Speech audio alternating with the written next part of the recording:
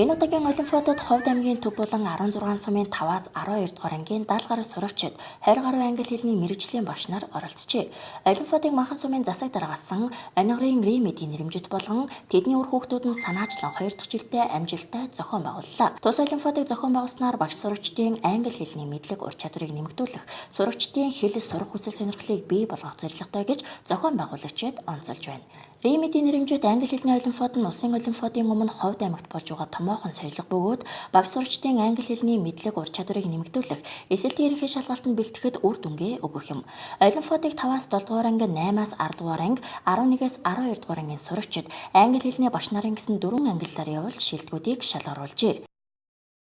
Энэ болж байгаа мэргэжлийн хичээлийн олимпиадууд маань бичгийн хэлбэрүүдээр маш их шалгаруулалт болдог. Энэ удаагийн олимпиад маань яг тухайн багшийн дүрмийн мэдлэг, үгийн сангийн мэдлэг, тэгээд ярианы чадварыг бас их шалгаснараа бас онцлог болж байгаа гэдгийг л нэмж хэлмээр байна. Ховд аймагт болохоор яг үндсэн англи хэлний олимпиад байдаггүй. Тэгээд яг ерөнхий их зорилго англи хэлний олимпиадын өмнөх их зорилго болж өгдөг их том олимпиаданд тооцогддог Ховд аймагт та. Хамгийн анхны олимпиад тэгээд аймагт оролцож байгаа болохоор аймаг сэтгэл хангалуун тэгээд олон аймагаас ирж оролцож байгаа. Тэгээд 5-аас 7 дугаар ангийнхныг яагаад 1-р хайранд орж байгаа болохоор гоё.